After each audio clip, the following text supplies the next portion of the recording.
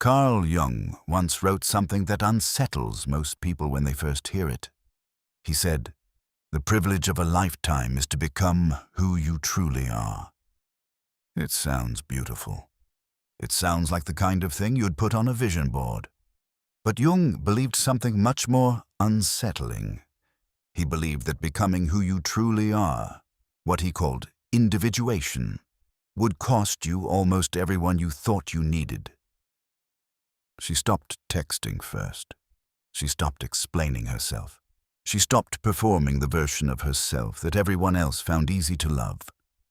And when the silence that followed finally settled, she realized something. The loneliness she had always feared wasn't loneliness at all. It was the first time she had ever truly been with herself. Carl Jung called this the final stage of psychological individuation, and he believed that most people never reach it. Not because they aren't capable, because they aren't willing to pay the price. The price is this: you have to be willing to be alone. Genuinely alone. Not the kind of alone where you're waiting for someone to call.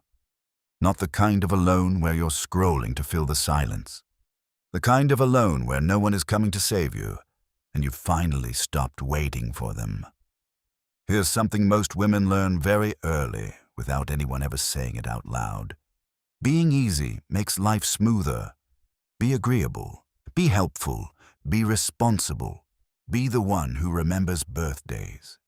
Be the one who doesn't cause problems. And so she became those things, not because someone forced her. Because she learned, correctly, that the world rewards women who don't make waves. She wasn't pretending. She genuinely believed this was who she was, but Jung would have called this something different.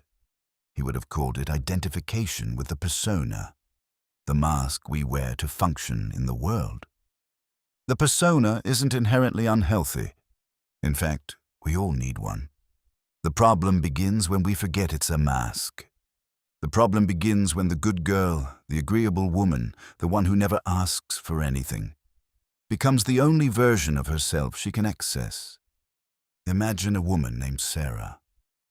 She spent 15 years being easy, 15 years nodding when she wanted to shake her head, 15 years saying yes when her body was screaming no. She has friends. She has a partner. She has colleagues who describe her as lovely. And somewhere in her early 30s, she starts waking up at 3 a.m. with a feeling she can't name. Not sadness, not anxiety, just a sense that she's been disappearing in plain sight for as long as she can remember. Jung would recognize this moment. He called it the call of the self, the deeper, truer self that refuses to be silenced forever. And here's what he believed that most self-help language gets wrong. Answering that call doesn't feel like freedom at first. It feels like loss. Because when Sarah starts saying no, some people will leave. When she stops performing agreeableness, some doors will close. When she decides that her own approval matters more than theirs, the silence around her will deepen. The paradox of individuation is that you often have to lose your social life to find your actual life. Not because you did anything wrong. Not because you became cold or unkind or difficult, but because the version of you that everyone else was comfortable with, that version was never really you. And when you stop being that person, the relationships built on that version of you cannot survive. They weren't built for the real you. They were built for the mask. This is the stage most people turn back from, because it genuinely hurts. Because being alone, genuinely alone, is terrifying. But Jung believed something radical. He believed that this period of solitude isn't a sign that something has gone wrong. It's a sign that something is finally going right. Here's what happens when a woman stops needing anyone. At first, there's silence. And the silence feels like a punishment. It feels like proof that she was right to be terrified of being alone. But something else happens too. something that nobody talks about. The silence stops feeling like punishment and starts feeling like space. She notices her own thoughts for the first time, without the noise of everyone else's expectations drowning them out. She discovers that she actually enjoys her own company, not in a defensive, I don't need anyone way, but in a quiet, grounded way that surprises her. She starts making decisions from a place of genuine desire rather than fear of disapproval. She chooses the restaurant she actually wants to go to, even if she goes alone. She wears what she actually likes. She stops apologizing for taking up space. But there's something even deeper that happens. And this is what Jung was really getting at when he talked about individuation. He didn't just mean psychological independence. He meant something closer to wholeness.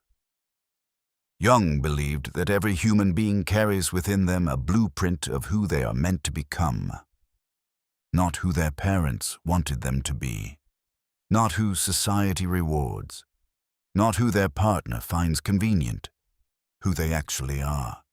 And he believed, this is the part that unsettles people, that you cannot access that blueprint while you are still performing for an audience. Because the performance itself, the constant, exhausting work of being what everyone else needs, it consumes every ounce of psychological energy you have.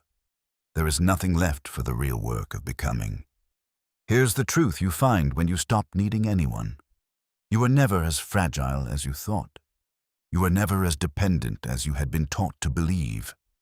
You were never incapable of standing on your own. You had simply never been given permission to try. The loneliness you feared, it wasn't loneliness at all. It was the silence that finally let you hear yourself. Perhaps that's why individuation often feels less like certainty and more like honesty. Less like building something new and more like finally letting the performance end. Jung called this the integration of the shadow, the parts of yourself you had been too afraid to acknowledge. Your anger, your ambition, your desire to be seen, your refusal to shrink. These aren't flaws. They're the parts of you that the good girl was taught to hide. When a woman stops needing anyone, she doesn't become cold. She doesn't become unkind. She becomes unpunishable, because the approval she once traded for her peace was never a fair trade.